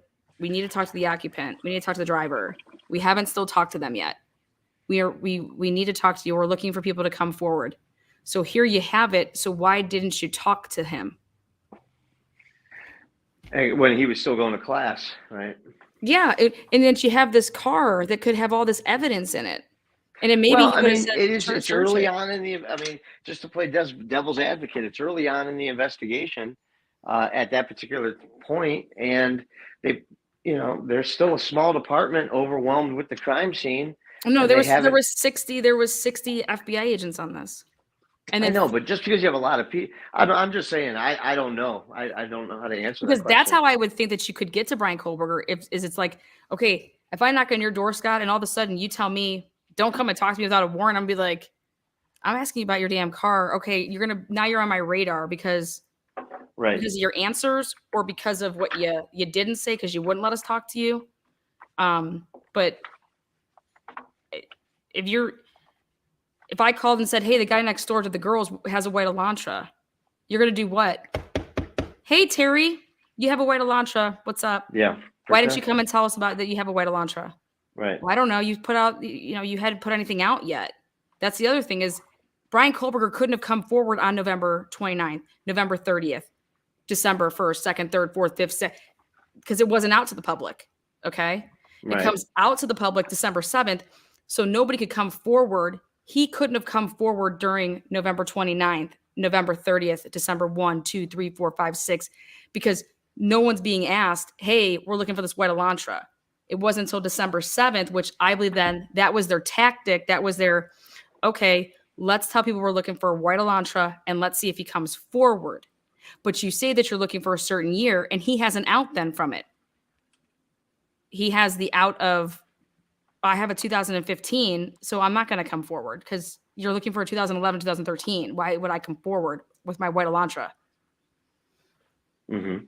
But yet you hone in on this guy, but yet there's all these other people, like, because you're trying to get, there's 4 people that were murdered here, and you got these boyfriends, you got these friends, you possibly have drugs, you possibly have frats, you possibly have sororities. How are you honing in on Brian Kohberger unless you were given that name? And that's what I believe, that a name was given. Yeah, maybe one of the students at the where he was going to school, where he was a teaching assistant. One of them probably. They called in and they were like, "Hey, we got your guy." I was listening to Scott, and he said, "I'm going to look for somebody who's got some bruised up hands." Remember, because of the stabbing. Do you still believe in that? That his hand would have been? I think initially, sure. Especially when fighting off the guy, and depending on there's usually a handle stopper, right, where a little pedestal where the knife comes out, where you can't slide down the knife. Yeah, your guard. A little guard there. So yeah, it could have been. I mean, that's a lot of stabbing.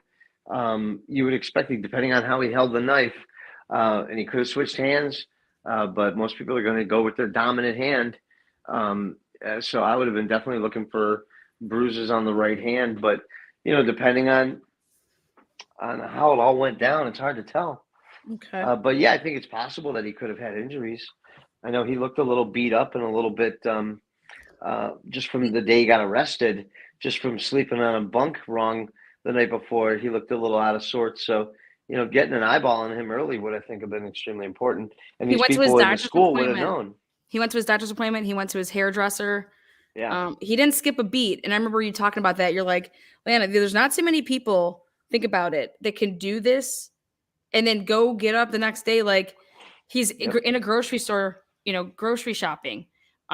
He's then the next morning allegedly hitting off of a tower that's by the house again at 9:00 in the morning. And well, he was trying to play it cool, trying to be normal, trying to keep on his regular schedule. Right. And then he was never hit off the tower again after that 9 a.m. ping, allegedly. Yeah. It just, the transparency, the cops lying about where the girl was sleeping, and nobody here, like, you got your roommates up, you got, how do you know when everybody went to bed? Unless you were the last one to go to bed. People really weren't asleep though, because that's what they ended up coming out with. Xana's getting a DoorDash at 4. She's on TikTok until 4:12. So I broke down the time frame of like when the actual stabbings would have occurred. And it has to be even after 4:12 that Xana was murdered, because she's writing Queen as a comment, in my opinion, to somebody on TikTok based off of her comments. And it's running. The app is working and running, and she's on it. And that also means that Ethan can't be dead yet, because you're not going to be on TikTok if your boyfriend's getting stabbed to death right there. Right. Yeah, exactly. Yeah. Like, I mean, so he's not dead yet either. I mean, her TikTok probably got interrupted by the murder, you would think. Yeah. So then now you're down to that thud happened at 4:17, but I haven't even killed Ethan or Xana yet, and it's 4:12. So I think I see what you're doing, but I think that gives it's so hard to get somebody else to murder with you. Not that I've tried, but I would think that it's a very difficult thing. So, what if once you're happens, in an operation of quick. drugs? What if me and you have a huge operation on that campus with drugs, and we got people that are about to peel on us, like they're about to blow our cover? We've been we've been running an operation of I certainly wouldn't kill them all with a knife. right. Jeez, oh man. I mean, come on. It's just, I don't know. I can't put myself in those shoes. You know, I think it doesn't look good for Kohberger. Oh, However, the cop 100%. got He's his right now name. guilty until proven innocent, in my opinion. I think, well, no, for sure. He is definitely, he's been convicted in the court of public opinion by far. And I'm not saying that's undue. I mean, you know, it's just, it's a tragic case. And we'll see if they got their guy. I think at this point, it's just going to be from the police department. How well can they organize themselves for trial? And unless, you know, they can get another suspect on the radar of the police, I think Brian's looking at, you know, pretty serious situation here. I still think it's a death penalty case. Oh, 100%. I think it is. I think, remember when we had a conversation and you're like, hey, who is that weird neighbor guy, that Enon, or remember him? Remember the weird neighbor guy that he's like, oh yeah. You're like, I'm still looking at that neighbor guy. Yeah, I was looking at him too. I thought he was weird. You know, he does fire sticks. That's never a good sign. Vegan, you can never trust a vegan. He looks like a vegan to me. He definitely had the bushy eyebrows, and he was too old to be living around all those kids. It just, he gave me the creep factor. But guess what? We caught him. So me and Doc, we've been doing a bunch of looks into him. And you're right. Like, he lied his ass off in that interview. He has another apartment on WSU's campus. Mm-hmm. He had to use, I think, his aunt to even get that, you know, queen. I was able to pull records that he just got that apartment in August of 2022. So right when the kids moved in, he moved in. Do I love cats? Yeah, do you like? I have to show you what he did. I got his body cam when he got pulled over, and he asked. He hit on the cop and said, "Do you like cats? Do you want to come over and play with my cats or pet my cat?" Who, Kohberger did? No, this crazy the fire stick man, Enon, or fire stick guy. Oh, he's the guy that said that to him. I was like, what are you like cats? I'm like, yeah. You want to see this interaction? Yeah. Let's see the. I want to. This is crazy. Yeah, let's have some fun at fire stick guy. Yeah, here it's Plus, he wasn't no chef. He was a cook. Come on now. Come on now. You slinging together some Taco Bell, son. Yeah, you're so right though. Like, I'm a gourmet chef over here. It's like Jason Simpson. Oh God. I mean, anybody who practices fire sticks in your apartment. Come on. Wait, where is this? Let me go. Wait, I forget which one I called it. This was his body cam. Where's the body cam? I gotta go to lives. Oh God, it was. How the hell does he afford 2 apartments when many Americans? Well, because can't afford one? I agree, Annie Potts. That's a great question. They're cheap ones. They're very and he's grifting. He's probably got a whole fire stick income going on. I agree. Wait, why did that just load up here? What are you doing the rest of the day? Oh wait, here we got it. Okay, you ready? This is pretty funny. Yeah. Okay, perfect. So this is a criminal citation for the driving while license suspended. So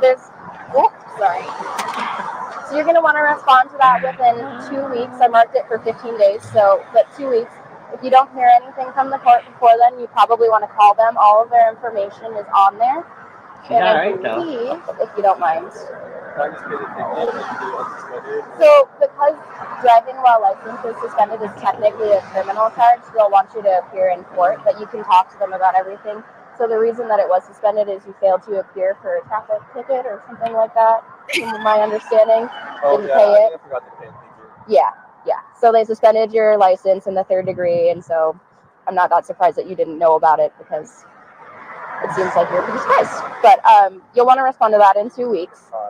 And like I said, if you don't hear anything from the court, they don't send you anything, then definitely give them a call and make sure that they know what's going on and that you haven't missed a court date, because then they could put out a warrant for you as well. So, any questions? Okay. Sorry to see you for the first time on the job this way. Yeah, that's cool. You like cats? Yeah. See my cat sometime? Well, probably not. No. But so That's you're my working at Bloom? Yeah. Should let him Cool. down easy. I work there too, like- Low key let down. Did he just Nice. say you want to see my cat sometime? Yes. Can you wait, Scott? Have you ever heard this thing? Do you like cats? Do you want to see my cat sometime? I told you this. I'm gonna Like- try that. Maybe that'll work out. I'll next time I get pulled over. Yo, you like cats, man? Yeah. I was like, this can't be happening right now. Oh, it's happening right now. Yeah, but then he should have pulled out. You know, like if he would have said,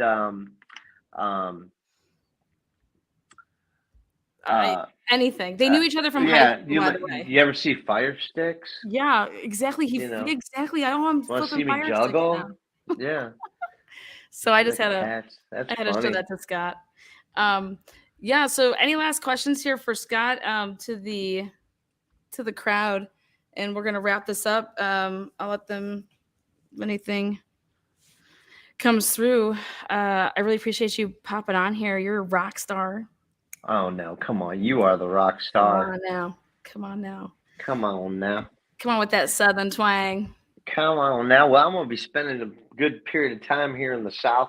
I'm getting ready to depart to my Southern Florida studio for the remainder of the winter, and I expect we'll be doing a few more of these in the next few days to come. Yeah. Yeah. Do you think that a cartel could be involved with this? With Kohberger or Cartel, well, I mean, you know, I think there's always going to be a cartel somewhere on the sidelines when you have a group of people that are the consumers of products in which cartels manage the distribution thereof. So, you know, we'll see. Why did he leave Dylan? Why would he leave a witness? Why did he not? Why would you ever, if Dylan saw him? I mean, I think maybe the clock was running, you know, at that point in time, because, you know, you got to figure 8 minutes. Yeah, I'm going to be in Pompano Beach, Florida for the next 35 days working and slinging some opinions here and there. But I don't know, man. I mean, I think, you know, Kohberger is, he's not in a good way. I'd like to, you know, see something else happen on this case, some new developments, to see if anybody knew or should have known that he was plotting and planning these things. I think that'll be very interesting. Do you think it's interesting that, like, the timing of this, like with how do I want to word this? So he just drives across country, then decides that, I mean, he's putting 70 hours worth of work at the university for his, like, you know, program, that he's like, okay, I'm just going to go start stalking people. I'm just going to kill these people. You may have lost Scott again. I'm going to be in Are Florida. you there, Lana? Oh, yeah. Can you hear me? Yeah, I dropped for 10 seconds because I had a call come through. I apologize. I figured. So, I was just curious about your thought on the, you know, he leaves from Pennsylvania, comes to, you know, WSU, and there's got a lot of problems with internally with, like, there are issues with cops and the departments, and then you got questionable stuff going on at Moscow. But he's got 70 hours a week to do, like, work and class and TAing, all this stuff, that he's just like, okay, I'm also going to go and just drive around Idaho's campus to see what house I can fulfill my slice and dice. Yeah, I don't know, man. I mean, he's obviously a conniving. You know, if we're to believe that he's guilty, I think that's part of that right now. That's part of the case that the prosecution is, and you are so finely tuning into. That's the part of the prosecution's case they need to develop now. What is going through his mind? What is he plotting? What is he planning? Why did he pick out these girls and Ethan out of opportunity, out of revenge? You know, that's where they build the motive in. And that's going to be the difference. Answering those kind of questions, that's the difference between death penalty and life in prison without the possibility of parole. Is those, what you're tuning into here is, what are the aggravating factors? Why did he pick these people? Was he punishing them, or was it an opportunity? And that's going to, you know, come down to, you know, issues of the sentence, not necessarily the conviction. So for me, the Bethany and the Dylan being left and unharmed, and they were sophomores, which usually they're supposed to still live like they're really dedicated to their sororities, that they should be living in their sorority house. So they opted out of that to live in this house, only to then 3 months later, or not even, be in a home that's everybody else but them is murdered. Why weren't they? Why were they spared? Were they even there? Maybe that's why they were spared, because they weren't there. But my hang up is why would you ever leave witnesses, or potentially witnesses? Yeah, no, I think it's a great question, but I think it's probably, you know, just to think about that. It's probably he felt the clock was running, and he needed to get out of there, and he was probably physically exhausted. You know, in that one animation that I sent you previously of the scene where the guy kills his prisoner mate in the cell. Okay. After, you know, and then I had to do that in a reconstruction with an actual knife and with a gel body to see how you're exhausted after stabbing that thing 20, 30 times. You know, he had to have been, I'm sure you're filled with, you know, adrenaline and all that too, but I would think that, you know, he was exhausted at that point in time. The clock is ticking, and he had to get out of there. I think his internal clock is get the fuck out was ready. He was trying to get out. Okay. So then I think my last thing would be, when you come in the slider, the first door that you come to is Dylan's bedroom. It's like you're looking dead at it. So you had to pass it once to go upstairs to go kill, you know, Maddie and Kaylee. Then you have to come back down the stairs, and you're right there again. So you pass it the second time. So this was the most accessible room, and this got passed up 3 times by the killer. Well, maybe this was the only door that was closed and locked. But but in her statement, she kept opening it in 3 different times, and Ben sees him. That's my issue. That's you're passing. This is the most accessible room, and also her back window would have been his path then to leave. He has to walk past that window in some capacity, where Dylan would have also, okay, I saw this guy just walk past me. Now if I run into my room, you go and look out your window, and you're going to see where this person went. Did they go back around your room? I mean, you know what I mean? Yeah. I just, and then she doesn't call 911. And then in the morning, it's noon. I mean, there's a lot of questions with regard to her testimony. She's definitely going to be a star witness on that case, because she's the only eyewitness. So we will hear from her in a lot of detail. And I think there's some reasonable expectations. There's some questions that need to be answered, but I think at the very least, I would have opened the door to see if anybody was in Dylan's room. And Dylan's not testifying to that, or at least it's not in the PCA that he opened the door or he tried to, because she would have said, like, I thought I heard someone trying to open up my door. Like I said, in her thing is that it wasn't locked. She didn't lock it until he left. So I that tells me that he had no intentions of going in that room, or he did go in the room and that nobody was in there to kill, so he couldn't kill anybody. Yeah. That's just what that tells me but I'm not, you know, I'm just using my logic. I'm using my head. If I walk into a house and I'm going in there to let's go, I'm walking. That's the first door I see. I'm going right in that room, and you're done. Then I'm going upstairs. You know what I mean? Yeah. Yeah. Maybe she, you know, we have to see what the lighting looks like on the inside of that door, whether that door looked formidable, whether that door was locked, or maybe that goes to his state of mind that door was not his target. He knew his target was upstairs. and then he kills out of his original target, and then he gets confrontation on the way down, kills those two, and then at that point in time, there's too much time is left, and he's got to go.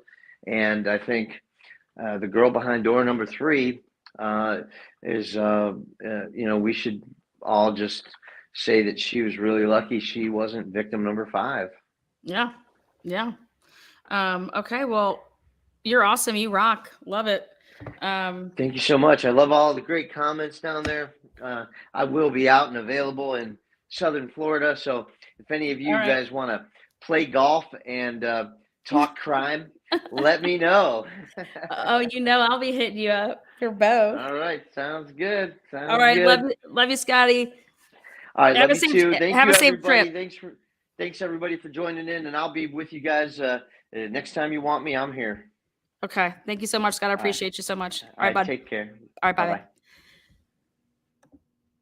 All right, guys. Doesn't get much better than that. One of the best in the biz. Thank you guys for being awesome in chat. I will be in Moscow I'll be there for that week for the preliminary hearing. So it's being posted everywhere. So,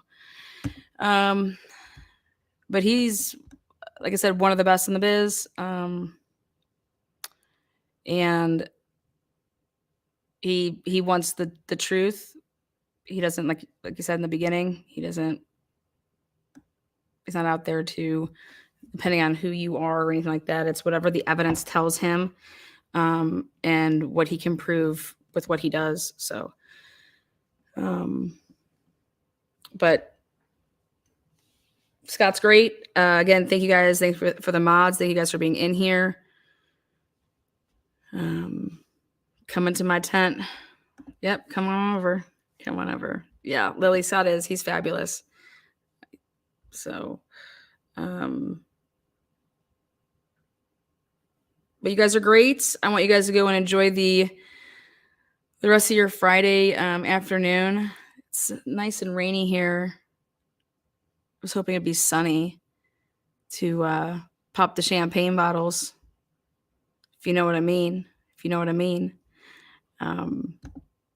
Yeah, I love chatting with you guys. You guys are great. Come down to Southern Florida and you can visit both. I'll be in Florida. I try not to say where I'm going now. I got too many fans now. In a weird way. JJ, love you. Jeremiah. Scott is awesome there, Kendra. Good to see you. Definitely rewatch it if you didn't. We talked about the beginning part was about Alec, and then we did the Idaho 4 to wrap it up. So you got an hour of each. It's pretty cool. And that's awesome that he gives us time to come out here and do that. So, Lana, can you say splatter? No, it's spatter, baby. Spatter. All right, guys, take care. Till next time.